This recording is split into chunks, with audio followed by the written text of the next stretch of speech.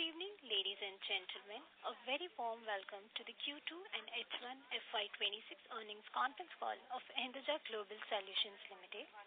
From the senior management, we have with us today Mr. Venkatesh Kolla, Global Chief Executive Officer, HGS, Mr. Wensley Fernandez, Whole-Time Director, HGS and CEO of the NXT Digital Media Business, and Mr. Mahesh Kumar, Global Chief Financial Officer. As a reminder, all participant lines will be in the listen-only mode, and there will be an opportunity for you to ask questions after the presentation concludes. Should you need assistance during the conference call, please signal an operator by pressing star, then 0 on a touch-tone phone. Please note that this conference is being recorded. I now hand the conference over to Mr. Anand Venugopal from Adfactors PR. Thank you, and over to you, sir. Thank you, Muskan. Good evening, everyone. Welcome to the earnings call of Hinduja Global Solutions Limited for the second quarter and half year ended September 30th, 2025. Before we begin, I would like to highlight that some of these statements made during today's call may be forward-looking in nature. These statements involve risks and uncertainties, including those related to the company's future financial and operational performance. Additionally, in the unlikely event of a call drop during the conference, we will ensure the call is reconnected at the earliest. I now invite Venkatesh sir to deliver the opening remarks. Over to you, sir. Good evening, everyone. Thank you for joining the call. Appreciate you all taking the time. As a quick update to our financial performance for Q2 and H1 of FY26, our Q2 total income stood at 1,222.9 crores, which is $141 million, and our operating revenue was around 1,091 crores, which is $125.8 million. Our total EBITDA was 158 crore rupees, which is $18.2 million, and EBITDA margins were 12.9% in the second quarter of FY26. In the first half of FY26, the total income stood at 2,410.2 crores, which is $277.9 million, and our operating revenue was 2,147.3 crores, which is $247.6 million. Total EBITDA was rupees 317.7 crores, which is $36.6 million, with EBITDA margins of 13.2%. Going to the next page, we have, as you saw it, we have been focused on maintaining and improving our margins, and we are also changing our focus and orchestrate the future. Our new vision and direction is that we're going to focus on what we call as intelligent experiences. Our vision is to be the most trusted partner for clients driving global business transformation to create intelligent experiences. When we say intelligent experiences, they include two parts. We see it as two parts. Every moment that the customer has a connect with the brand, they typically have an interaction, which is what we are calling as intelligent interactions, and then those interactions typically have a commitment to execute or deliver or fulfill something for the consumer, and that is the intelligent operation, which is the fulfillment process that goes on behind the scenes. And we see these two coming together as intelligent experiences because there's an intelligent interaction and an intelligent operation, which is typically augmented with AI and human talent to deliver a more predictable, consistent outcome for the end consumer. That's what we are calling as intelligent experiences. Next. Our key pillars of focus for the road ahead are we are very future-focused, creating forward-looking service offerings that drive better margins for ourselves and create value for our customers. It will be growth-oriented, where we are going to invest in sales and marketing, where we're going to move towards consultative sales and take a slightly different approach in sales using vertical-focused approaches where there's industry knowledge. And we're going to focus also on driving a team culture that is performance-driven in nature and reward agility and adaptability in the industry. We're also going to create diversity in our portfolio where we are going to focus on multi-tower deals driven through consultative sales. And we're going to simplify our organizational structure where we're going to create a leaner organization with reduced bureaucracy and higher rewards for the people that are there managing these organizations as we grow to the future. And we are going to augment AI into our every grain of our operations to be more efficient and to be more effective and to be able to scale much more quickly. Next. With these pillars of focus in mind, the key update that we have related to the acceleration that we have experienced so far is that we are focused on sales and change in the revenue mix that we have. In the first half, we have closed 35 new clients that we have contracted with. And we are seeing the pipeline shifting to more digital services and digital operations, which is 62% of our pipeline today has moved towards digital services and digital operations. We have sharpened our sector focus. We are seeing more and more multi-tower deals in the three priority verticals we are focused on, which is BFSI, consumer products and retail, as well as healthcare and life sciences. We're able to do this by leading with consultative sales. We have created a new team called Global Partnerships and Solutions team, focused on cross-functional collaboration and embedding intelligent experience principles into the client engagements. We have taken our vertical expertise that we have, and we are creating solutions that can be deployed across our customers where we can offer them on a consistent basis that can create repeatable revenue for ourselves with higher margins. And we have created around 12 solutions by co-creating with clients across high-growth sectors. We are continuing to pursue partnerships and acquisitions, and we are continuing to explore opportunities that can help us grow the business more quickly and be accretive to our margins. We have also undertaken aggressive reskilling and upskilling programs within the organization to drive our own team members to be knowledgeable in AI and how they can augment AI into their day-to-day work. We have several upskilling programs underway. As an example, we have launched a program called DigiRise, a specialized AI-focused training module where we are training our teams across board. With these acceleration focus that we are driving the business, we expect that over the next 5 years, we expect that the EBITDA percentage or the EBITDA margin will get to in the mid-20s in the next 5 years. We are also with the acceleration of new logos and sales that we're able to drive, we expect that we will have a more sustained growth because typically 80 to 90% of growth comes from existing customers. So as we establish these new customers over the next few years, we'll be able to see sustained growth with the revenue that will be generated from these existing customers. Next. Some of the solutions that we have talked about, as an example, one of them is a Cloud FinOps Navigator. We are seeing a lot of customers who are concerned about the spend that they're doing in public cloud infrastructure, especially as they're deploying AI. The demands on the public cloud infrastructures are going up, and their costs are becoming uncontrolled. So some customers are considering what we are calling as cloud repatriation, where they want to move back to physical data centers.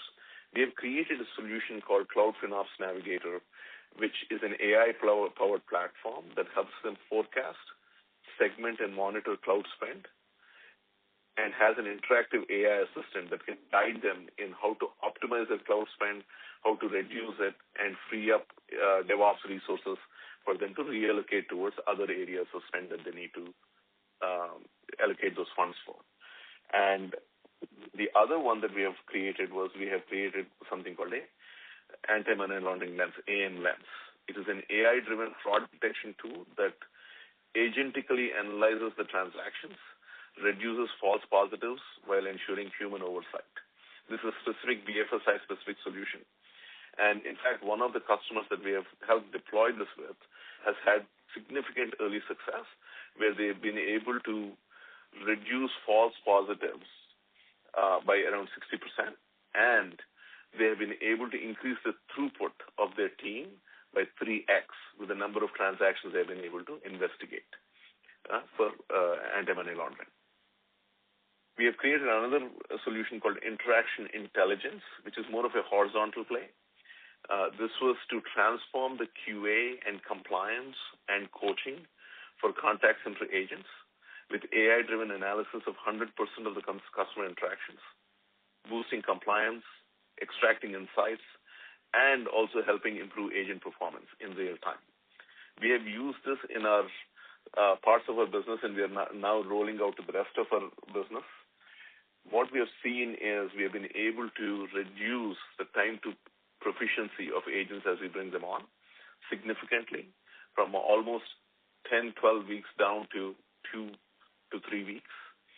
And that is resulting in an improvement in margins of over 30%.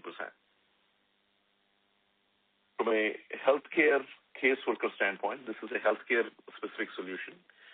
We are working with some of the public sector healthcare clients where we have been able to streamline patient intake and documentation processes, assisting staff with intelligent automation and human oversight for accuracy. So all these are AI-driven solutions where we have used our historical data and experience that we have and combined with human talent and augmenting AI and human talent together to deliver this highly valuable, value-generating AI solutions for our customers. Next slide.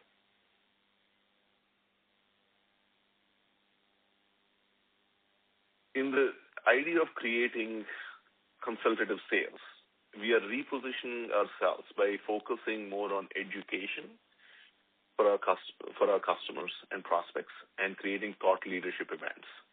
We had a large event in Chicago recently in September where we had over 62 and our customers and prospects show up. It was a 2-day event where we had around 50% were existing customers and around 50% were potential prospects. And we are seeing significant success from these educational events that we are running, where we have been able to bring thought leaders in the industry, our own employees and team members, and our customers and prospects to the meeting. Next.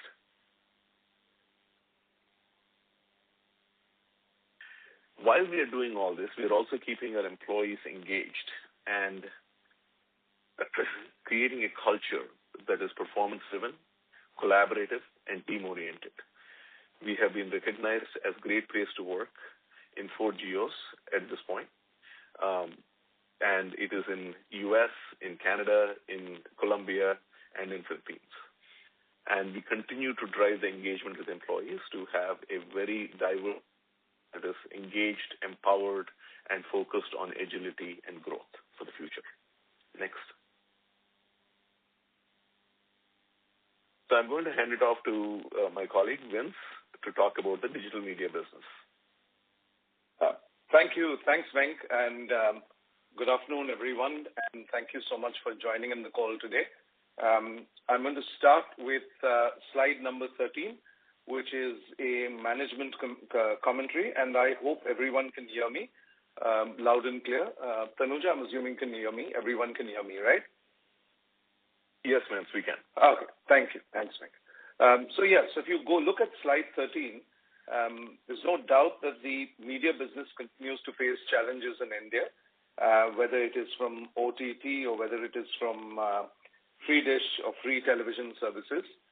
But there's been, against all those headwinds, to be fair, the entire digital media business has seen a very strong performance in Q2. And this is on account of various aspects that we've carried out in the business, some of them being optimization, but others being growth drivers in terms of the broadband vertical. So if you look at the 4 points that have kind of really driven us in this quarter, the first is there's been a very accelerated sales-oriented approach for wired broadband. We've looked to expand in Tier 3 and Tier 4 markets, And I have a slide which will talk about the strategy that we've adopted, so I won't spend too much time on that. Similarly, we've launched our IPTV or Internet Protocol Television solution. I mentioned this in the Q1 call, if you all will recall, when asked about how we're going to build a flanking strategy for DTV customers that are looking for a digital solution. Celeritics, our enterprise business, has continued to add some prestigious logos in Q2. And as I started this call, I mentioned there are cost optimization initiatives. We're very happy to see that those cost optimization initiatives that we initiated at the start of this fiscal to address the challenging environment, they've already helped improve margins. And as they say, the numbers are there for everyone to see. I'm going to go on to slide 14 now. This is the big one for us. We have launched our Internet Protocol Television solution called One IPTV. We launched it recently in September, and we're quite proud of it because what it does, it provides 650 television channels to customers over the Internet. So suddenly here's a single wire to the home digital experience for our customers. So using a single wired broadband connection to the home, we provide television services, 650 television channels. These are live television channels. So it's your same television channels that you would see using a cable TV connection, but they are now being delivered to you over the Internet, and they're streaming effectively. And then there are also value-added services that we've built in it. And I think the biggest advantage for a customer of Next Digital, our DTV product, or One Broadband, is that we're offering combo plans. And those combo plans are highly affordable, where we've integrated our broadband and IPTV service. We're already available in 100 cities. Even as we speak today, we're rolling out in another 12 cities by tonight. And if you go to slide number 15, we actually had a pretty much of a houseful launch. We launched it at an event called Satellite Cable and Television 2025. It's the big trade show that happens every year in Mumbai. And we launched our product there. My senior colleagues, Amit Luthra, whom you know, joined us in May as our Chief Business Development Officer, and even our CTO, Jaideep, was, delivered a session and essentially highlighting how, keeping in mind the AGS principle of innovation, technology, and a customer-first approach, those same principles are driving the next phase of our digital growth journey. So with the launch of IPTV, there's one more product in our portfolio. After wired broadband, after cable television, satellite television via hits, OTT, we now have IPTV also as a strong product in that market. Moving on to slide 16, this is our incredible sunrise performer, Celeritics. As you know, just to kind of give everyone a quick heads up, Celeritics was set up as the enterprise business division of our broadband vertical, and the entire objective was to leverage the infrastructure that we've invested in, that we've built, the teams that we've built, the capabilities that we've built, to be able to leverage all of that and monetize all of that for the corporate sector. And just in Q2, Celeritics has been able to add significantly strong new logos in Q2. But I think the biggest exciting part for us is we've delivered over 3,000 high-speed broadband links in the last 6 months. This is clearly setting the stage for aggressive growth, because that is something that is very unique to us as a company, as a division. So Celeritics has a very clear, unique offering that it pitches, that we use as a pitch to our customers, that no one connects India the way Celeritics can. And we kind of hold good on the promise. So some of our customers have asked for connectivity in the upper reaches of Sikkim, Uttarakhand, and even Andaman and Nicobar Islands, where we provided connectivity to customers, to banks especially, that have asked for this service. We've been able to provide them. And even while Celeritics is delivering connectivity all across India, they also extended its profile and its portfolio to cover managed Wi-Fi, cybersecurity, and even disaster recovery solutions. So all of these solutions are focused pretty much to address the evolving needs of the modern companies. Modern enterprises need connectivity. Modern enterprises need reliability. Modern enterprises need security. And the entire Hinduja Global Solutions portfolio, our global portfolio, covers all of these solutions to be able to provide corporates in India with the highest quality of service and products that compete with the very best in the market. So that's on Celeritics. Moving on to slide 17, I thought I'd summarize for you some of the exciting things that we've done in Q2. As I mentioned to you at the end of the Q1 call last time, we have been focusing on building an organization. We've been focusing on building integrated solutions as well. And this is now beginning to see traction in Q2. And of course, we'll see acceleration in Q3 and Q4. So there are 5 key pillars that we've looked at. The very first pillar is we have worked on developing and expanding our services to 100 new towns across India. As you know, our digital television business, our HITS platform, Head End in the Sky platform, covers about 1,800 cities and towns in over 4,500 PIN codes. And the entire broadband business is leveraging that connectivity, leveraging that connect with the platforms and the partners and customers there to expand to about 100 cities. And again, in the true spirit of the Hinduja Group of partnership for growth, we are engaging with micro entrepreneurs for lead generation. So we're creating this new organization, national organization of entrepreneurs who will work with us to develop these new markets. That's on the retail and organic base. In terms of Celeritics, we are continuously, as I mentioned earlier, and I won't spend too much time on it, we are building a single vendor solution stack. So that is something that our AGS team and the Celeritics team are working together to ensure that there's a very robust portfolio expansion, not just to increase stickiness of enterprise customers, but to be able to give them a single window approach for products. In terms of the strategic alliance partnership segment, which, as you'll know, was the mainstay of the broadband business, our SAP partners have continued to deliver on their promises. Revenues have been growing there with assured margins. And markets where oil doesn't have reach, we are working on developing new strategic alliance partners. In fact, just in October, and in fact, we'll announce it formally, obviously, in the next quarter, we've been able to sign on to significantly large SAP partners. And those partners, the process is on for onboarding them into the ecosystem. The fourth column that you see on slide number 17 is called the BAGO initiative.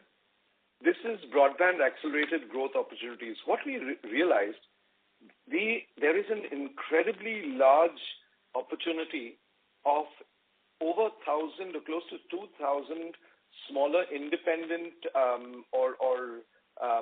satellite independent service providers or internet service providers.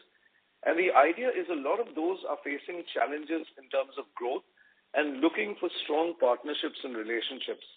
So we've created this cell called Broadband Accelerated Growth Opportunities at the head office to a central team. And we're evaluating products and we're evaluating deals, potential deals that could help us accelerate in certain markets. And as a result of managing it through a central HO team, we're able to obviously accelerate the growth in those markets. So that is the BAGO initiative that we've launched recently in Q2. And we've already been able to close certain deals. So a lot of the retail and organic growth that's happening will continue to be driven also by the BAGO initiative. On the organizational slide, which is our fifth critical pillar, we have continued to build a scalable, empowered tech and operation system. The idea is that as our broadband business expands across the country from beyond 350 cities, adding another 100 towns, is very important to create a very quick reciprocal or a troubleshooting mechanism to be able to ensure faster resolution. And we've been decentralizing a lot of processes. One is operationally, and second is technologically. As you know, and as Venk, my colleague, pointed out, AGS is a leader clearly in the tech space, and we have that incredible opportunity to leverage the tech capabilities to build solutions that help our business and help our broadband business grow significantly, and therefore eventually ensure that we start to set up industry benchmarking. So we believe that that is happening. It's on the right track. And with that, I'm going to go to slide 18. This is, it's always satisfying and, to see that you're recognized, and as a company, we're recognized for the efforts we put in. And our broadband business won OTT Entertainment Limited, the very prestigious BCS Ratna Awards that happened in August. Our ISP has won the award for Best ISP Delivering in Rural India. We always keep talking about the fact that the Hinduja Group is very, very robust and is very focused on digital inclusion and connecting the unconnected and the underserved. And I think this award of being the best ISP delivering in rural India bears testimony to that. So we're quite delighted with that. And on the television side, the innovative technology provider winner. We've been the winner in that category, but we've been able to provide solutions. And you've seen recently the IPTV solutions. We've had OTT with the only hits platform in the country. So all of that put together always gives us the technological advantage. So it's been a good quarter. It's been a good first 6 months of this fiscal, and we plan to continue where we've left off. So thank you everyone for that and the support. With that, I'm going to pass on the baton to my colleague Mahesh Kumar Nutalapati, who is our global CFO. Mahesh, over to you. Okay, thanks, Vince. Good evening, everyone, and thank you for joining us today. We appreciate your continued trust and support as we share our performance for the quarter and provide insights into our strategic direction. Having said that, let me walk you through the financial highlights for the quarter. I am on slide 20. Revenue for the quarter stood at 1091 crores, which reflects 3.3% growth as compared to previous quarter. And from a year-on-year, it's a marginal growth of 0.4%. In the current quarter, depreciation expenses are at 118.2 crores as compared to 128.3 crores in the previous quarter. And on year-on-year basis, depreciation has dropped from 133.2 crores to 118.2 crores. Profit before taxes for the quarter is at negative 14.1 crore as compared to 26.5 crores negatives in the previous quarter and a negative of 40.7 crore on year-on basis, which definitely reiterates the messaging that both Vince and Venk has been providing about our transformation initiatives and driven by operational efficiencies and disciplined cost management. Taxes for the quarter are at INR 12.9 crores as against 19.9 crores in the previous quarter, and on year basis, which is fairly consistent at around 9.9 crores for a similar period in the last year. PAT, profit after taxes from continuous operations, are for the current quarter is at negative 27 crores as compared to a negative of 46.3 crores in the previous quarter and a negative of 50.5 crore on year-on-year basis. As mentioned earlier about PBT, we can see the impact of initiatives which are showing up in narrowing of the losses, both quarter-on-quarter and year-on-year. Coming down, the total EBITDA is at INR 158 crore, which is marginally down by 1.1% sequentially, but better by 2% on year-on-year basis. Moving on to slide 21, which is balance sheet overview. We are maintaining a strong balance sheet with a total net worth of around INR 8,098.5 crore with a debt of INR 1,254 crore, reflecting a healthy gearing ratios. The net cash and treasury surplus is around 5,321.3 crores. On cash flows and cash, I can reassure that we are maintaining a strong liquidity position, ensuring that adequate working capital to support ongoing initiatives, which has been discussed in detail between both WINS and bank. And this resilience underpins our ability to invest in the growth while safeguarding the financial stability. Moving on to slide 22, which is revenue composition. The left side of the chart shows revenue by source, wherein the CX operations constitutes around 55% of our total revenue, and the digital and the media services accounts for 45%. The right side of the graph, the chart shows split by vertical. Tech, media, and telecom continues to be our largest vertical, accounting for around 52% of the total revenue. CG and retail is at 20%, followed by BFSI at 19%. Health and life sciences and other accounts for around 5%. And the public sector revenue remains stable, primarily from UK and Canada, which are mainly consistent with prior quarters. Moving on to slide 23, which is revenue composition by origination and the delivery locations. From an origination perspective, the chart on the left side shows for the quarter, India geography accounted for around 39% of the revenue, total revenue originations, and the US is 29%, UK 11%, Canada, Australia, and others adding up to 21%.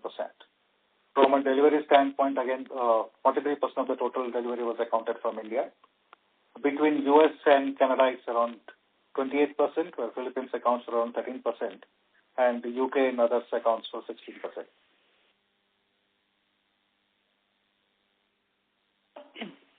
Moving on to slide 24. This slide shows the left side, the bar chart shows the client concentrations. The chart shows how well diversified is our customer base to avoid or to minimize any single customer risk. So our top customer accounts only for 7.6% of the total revenue, whereas top 5 customers accounts for around 21%, and top 10 customers represents 29.8%. On the right side of the chart shows the DSO. DSO for the current quarter stood at 61 days as compared to 65 days for the same period last year on a year-on-year basis. Better collections have assisted in better DSO for the quarter. Moving on to slide number 25, which shows the details of H1 of FY26 as compared to H1 of FY25. Revenue from operations is at INR 2,147.3 crores versus INR 2,179.1 crore, a marginal drop of 1.5% on year-on-year basis. Reported EBITDA, we have an expansion of around 30 basis points from H1 of FY25 to H1 of FY26, from INR 51.2 crores to INR 54.8 crores. Profit before taxes stood at negative INR 40.6 crores for H1 FY26 as compared to negative of INR 84.9 crores for H125. Tax from continuing operations stood at negative 73.3 crores as compared to negative of INR 107.5 crores on a yearly basis. And again, as mentioned earlier, losses are definitely narrowing down, showing the impact of the initiatives that have been put up in place during the years. On total EBITDA, we have an expansion of 6.5% from H1 FY25 to H1 of FY26, from INR 298.3 crores to INR 317.7 crores. So this ends the financial sections. So before closing, I just want to reiterate what both Venk and Vince have mentioned earlier, that we continue to advance our digital transformation agenda. We are also looking at strengthening partnerships and exploring selective acquisitions to accelerate growth in high potential segments. And our commitment to innovation remains unwavering as we invest in technology and talent to stay ahead in the rapidly evolving market. Having said that, I want to reiterate our commitment as an organization is in creating long-term shareholder value through sustainable growth and prudent financial management. Thank you once again to all of you for your continued trust and partnership.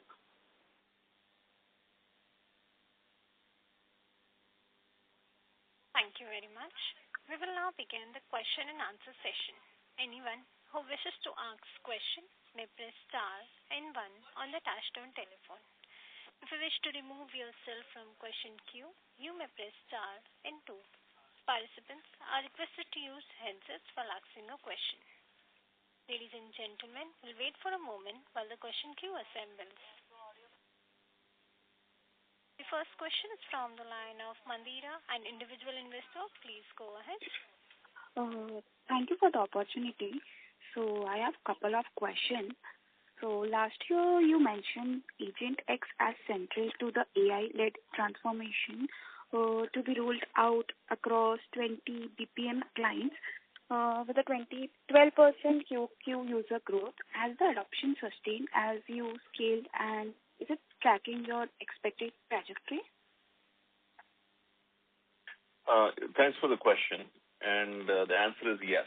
We have been able to get across 20 clients, primarily in the North America region. Now we are moving on to deploy in the UK and the Asia Pac regions as well. Mm-hmm. That's the project for this year. With Agent X deployed, we have been able to see sustained improvement in gross margins. In fact, it does an uplift of around 30% improvement in gross margin. And what we have done is we have taken that uplift and we have been able to apply it against or invest into additional sales teams and solution development. So we are funding our internal development without impacting the overall margin capability on the EBITDA level. Got it, sir. And secondly, has the revenue mix evolved as planned, and is the digital share of total revenue aligned with your 5 years transformation roadmap? Yes, it is. In fact, the pipeline is showing a very healthy digital pipeline. From a revenue mix standpoint, this year we were supposed to get to close to 50% of revenue mix from digital versus BPM revenue. And we are starting to see that. They're pretty close. It's like a plus or minus 1% for this year that we are projecting the trajectory to end. So we are seeing the things roll out as planned. More importantly, a lot of the new customers that we have acquired are related to digital projects. And typically what happens with digital customers where we acquire related to digital projects is they start off with a smaller project. As they feel comfortable and build the trust with us as a company, as a delivery partner for them, the scale grows. So we anticipate that to accelerate the growth in the digital revenues to accelerate in the next few years. Got it, sir. Got it. And lastly, as a part of your 5-year AI transformation, covering all your margin optimization, GTM refresh, vertical solution, and acquisition, how do you envision HGS architecture redesign as a way it sell, build, deliver, and monetize the value? So we see that as we progress to the future, we will be more and more using an augmented AI model, where we will be using AI to be augmented with human talent to deliver services.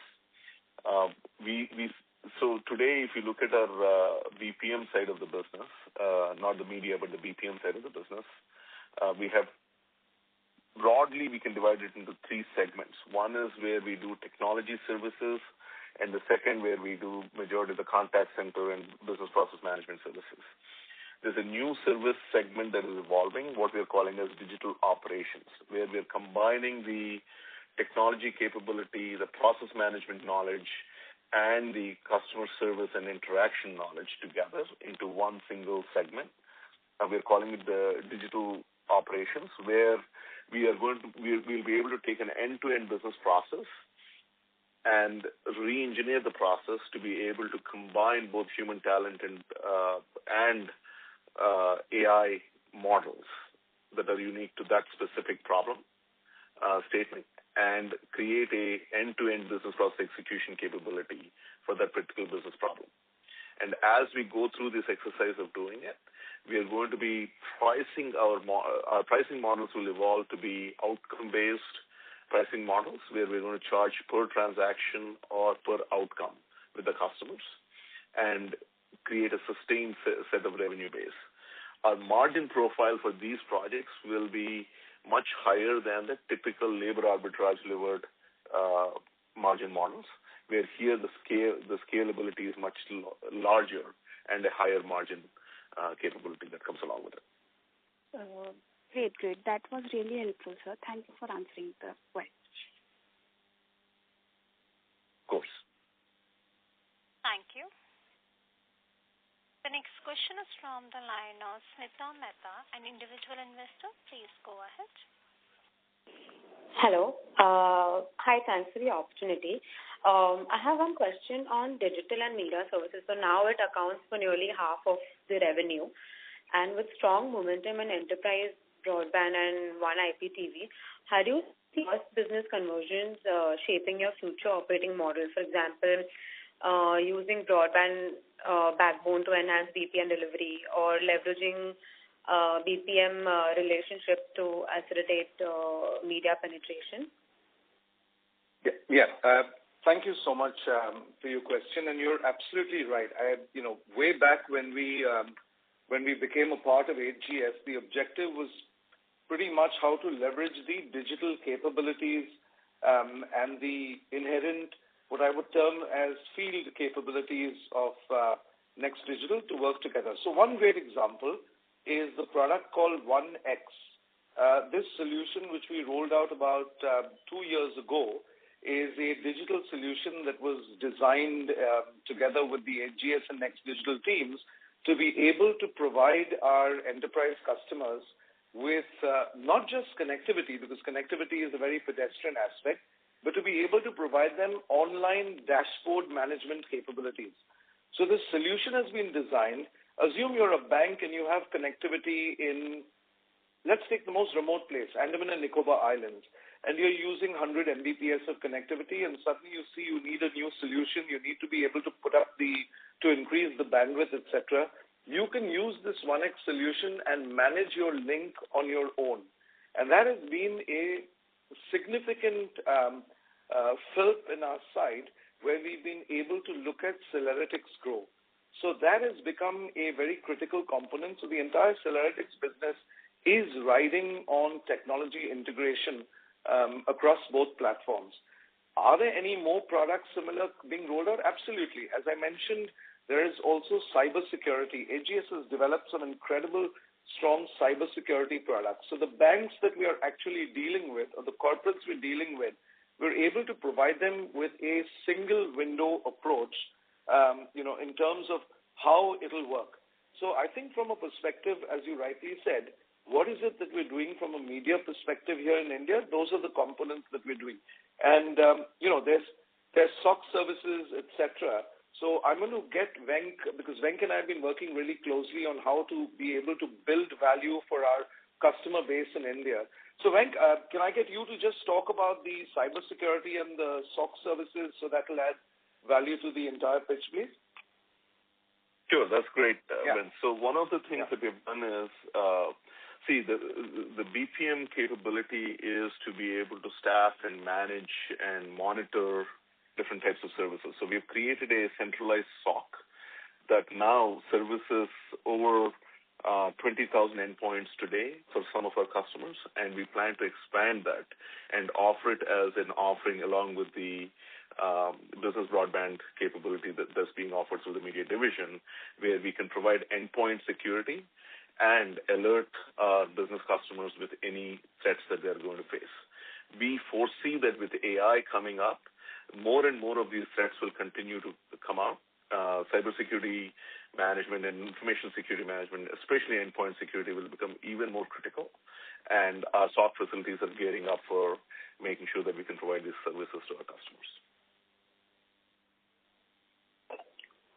Thank you so much for such a detailed explanation. It was really helpful. You also spoke about leaner structures and reduced bureaucracy. Can you elaborate on where you see the next wave of operating efficiency and how will those translate into margin accrual? Sure.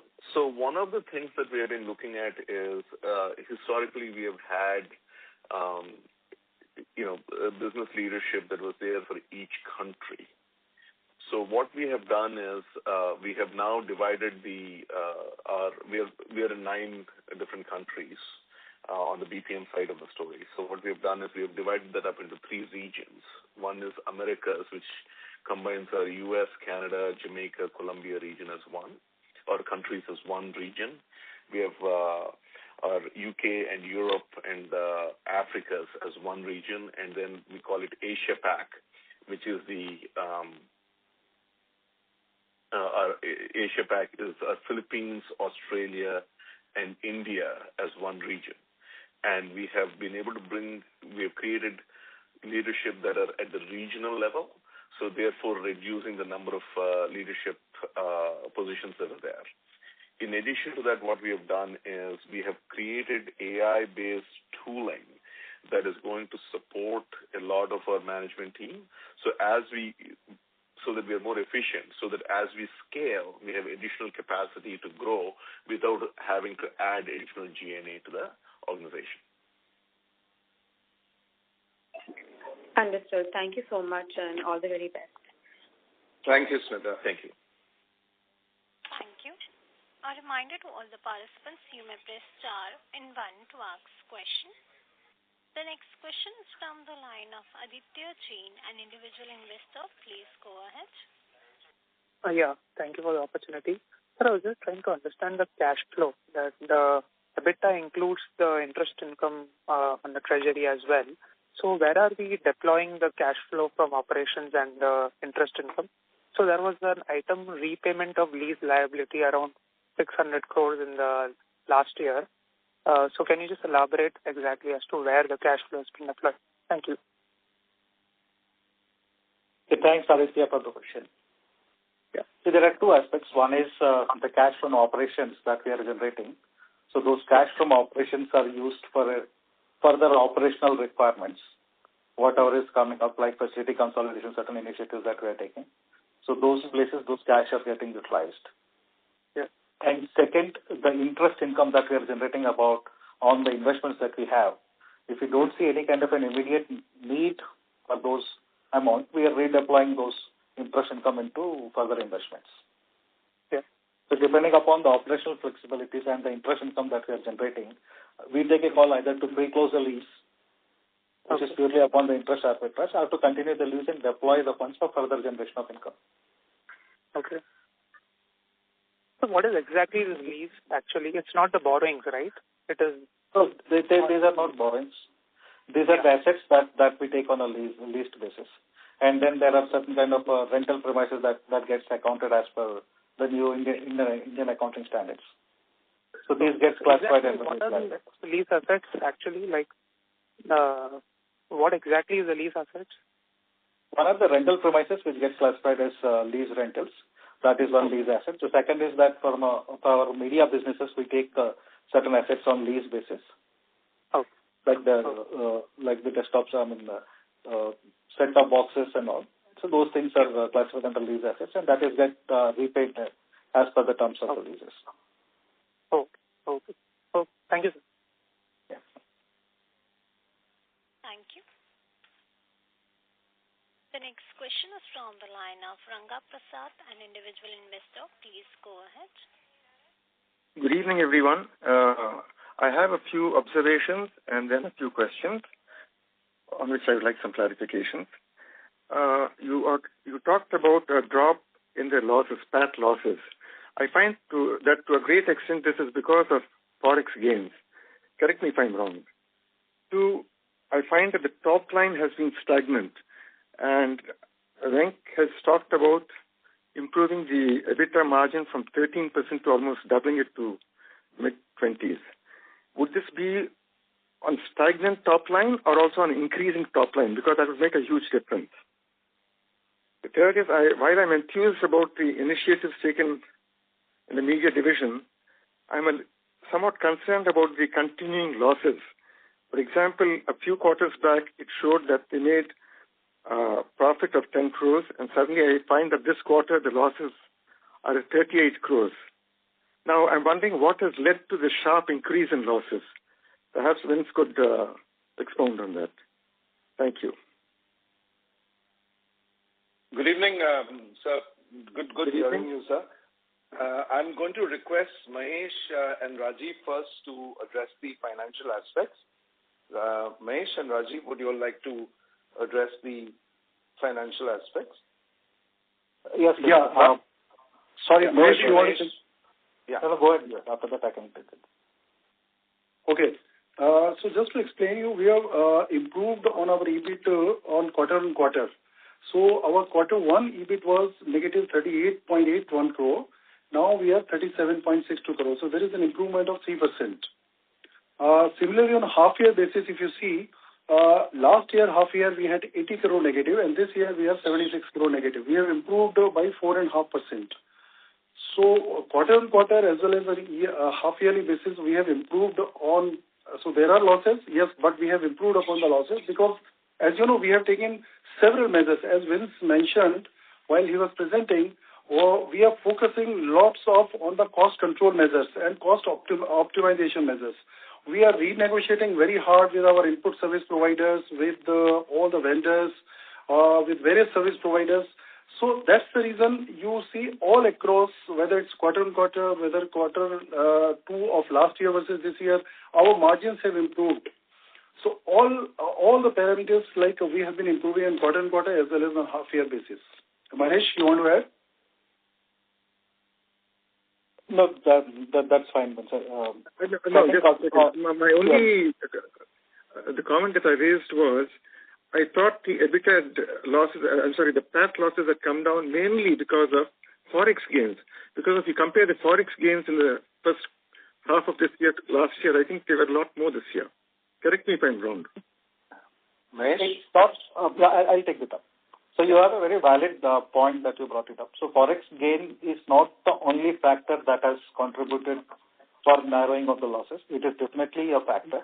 And what we have done by design, there are two ways of handling your Forex fluctuations. One is that you go for hedging and then ensure that your bottom line is protected, depending upon the views that you have. And the second is that when you see that currency is depreciating, then you take a different kind of a position.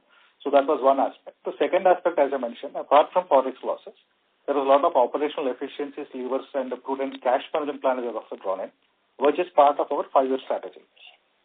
So these two have played a role in narrowing the losses for our PBT. Okay. The second one was the next question. Sorry, the second one was relating to the stagnant top line.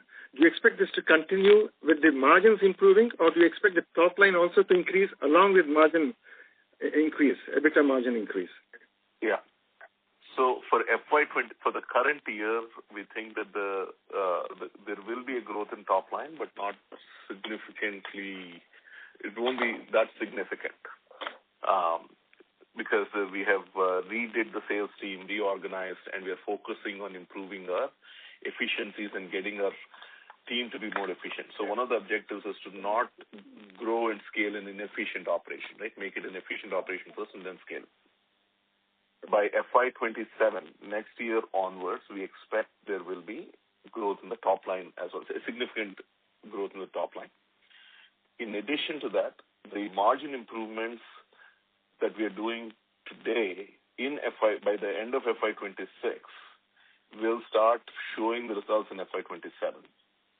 But on top of it, as revenue grows, especially when the revenue mix changes to be more digital revenue, we will have a higher level of margin. So the number of the margin that I was talking about, 20% plus EBITDA margins, is based on both top line growth and improvement in operational efficiencies. Okay. And I'll let Vince answer the next question that you had. Go ahead, Vince. Thank you. So, sir, you spoke about the initiatives that have been taken, and you're absolutely right. We are working quarter on quarter. It's an incredibly strong headwind, obviously, for the core business of digital television. But what we've done is we've built in flanking strategies, and those are clearly reflecting in the Q-on-Q EBITDA improvement as well as the Q-on-Q top-line improvement. So the top-line improvement is largely, of course, due to the fact that broadband has been going. And the bottom-line improvement is not just the input costs, as Rajiv was pointing out, where we've been very, very, the appropriate term is we've been literally cutting input costs to the bone to ensure that the business is sustainable and growth-oriented. But also, more importantly, that we're building a strong flanking strategy of products and solutions that can add to the EBITDA bottom line, sir. So that has been the initiatives on that aspect, sir. Okay. Thank you very much. Thank you, sir. Thank you very much, sir. Thank you. Thank you. The next question is from the line of Rohit Patil, an individual investor. Please go ahead. Hello. Thanks for the opportunity. Just have a few questions. How do you see the client pipeline developing, especially for new digital and the consultative offerings in the near term?